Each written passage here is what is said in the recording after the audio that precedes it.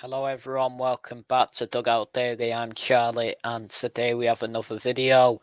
This time we are previewing the match where reigning champions Manchester City travel to St James's Park to take on Newcastle on Saturday evening, seeking to close the gap to the Premier League summit. Before we get going, make sure to like, share and subscribe to the channel if you are new around here. Dugout Daily, the football channel. Hit the Apex the F1 channel and at MCFC Hibs on Twitter. We will get going then, and 11 points currently separates these two sides in the table, with the Citizens occupying third and the Magpies sitting 6 places lower in ninth. After ending 2023 with 3 consecutive defeats and then losing their opening game of the new year 4-2 away against Liverpool, Newcastle eased the pressure beginning to mount on manager Eddie Howe by claiming a much-needed 3-0 away win over time-wear rivals Sunderland in the FA Cup third round last weekend. Howe was rewarded for naming a strong starting lineup, albeit somewhat forced upon him amid the club's injury crisis, as an Alexander Isak brace followed by a first-half own goal from Dan Ballard helped the Magpies claim the bragging rights over the Black Cats for the first time since 2011.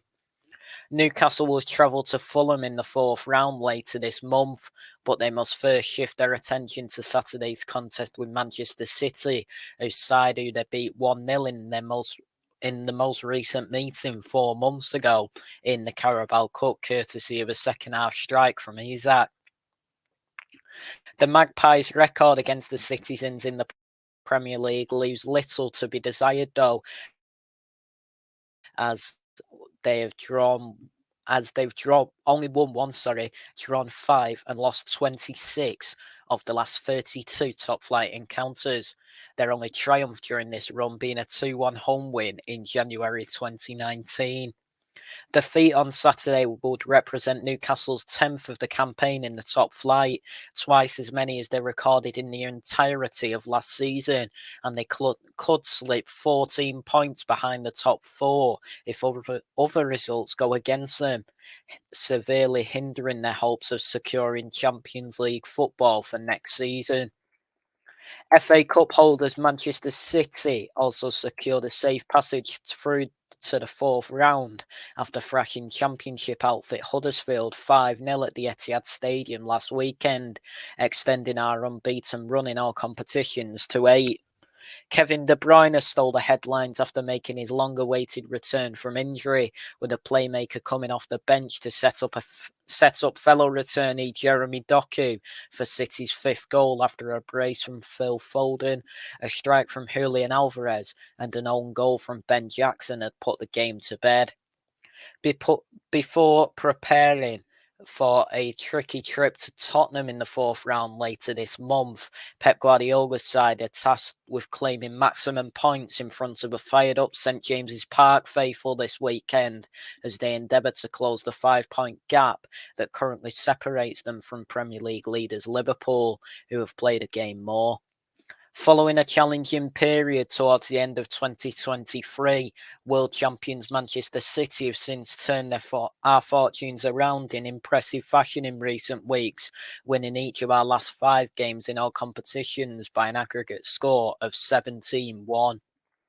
The Citizens will be confident of further success on Saturday, as we've won more matches, scored more goals and kept more clean sheets against Newcastle than we have against any other opponent in Premier League history, as we've won 30, scored 98 and kept 22 clean sheets. So the form of both sides, starting with Newcastle.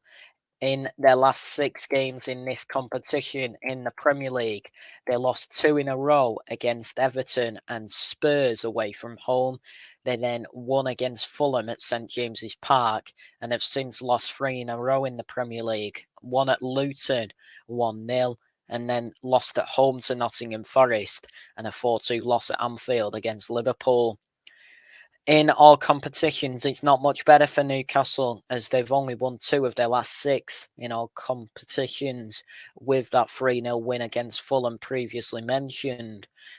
They lost on penalties against Chelsea in the Carabao Cup quarter-finals before losing to Luton, Forest and Liverpool, as mentioned before, and most recently beat time-way rival Sunderland 3-0 at the Stadium of Light. Manchester City's Premier League form in our last 6 in all competitions is as follows.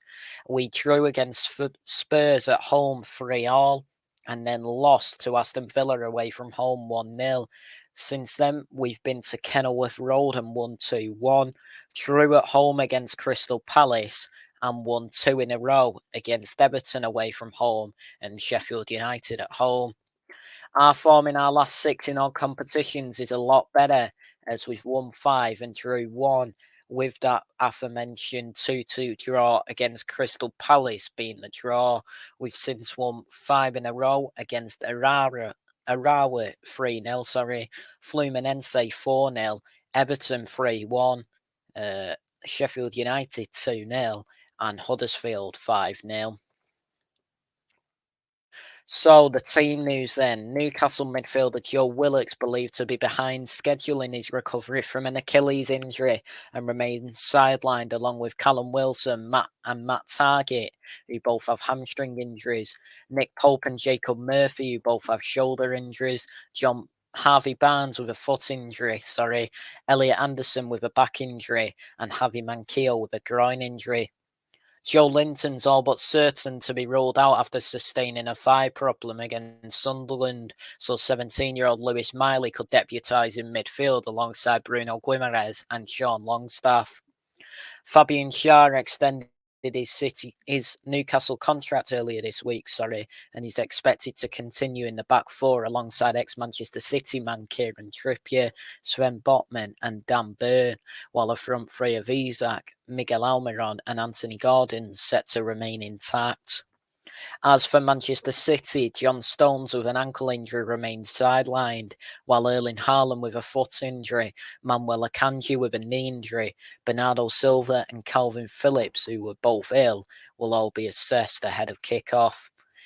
Kyle Walker and Nathan Ake are expected to be recalled in defence, with Ederson replacing Stefan Ortega between the sticks, while Rodri could be partnered in midfield by either Mateo Kovacic or Rico Lewis. The potential return of Bernardo could see the Portuguese replace Oscar Bob on the right, joining informed Foden, who scored 4 in his last 4, as well as Jack Grealish and Alvarez in the final third. Both De Bruyne and Doku will be looking to get more first-team minutes under their belts, but the Belgian duo aren't expected to feature in Guardiola's starting lineup on Saturday. So the predicted teams then, starting with Newcastle, I've gone with Dubravka in goal, Trippier, Schär, Botman and Burn as the back four, with Longstaff, Guimaraes and Miley in midfield, Almiron, Isak and Gordon as the front three. And the predicted team for Manchester City is Ederson in goal, Walker, Diaz, Ake and Vardiol as the back four, with Rodri, Kovacic, Bernardo, Foden and Grealish in midfield, with Alvarez up top.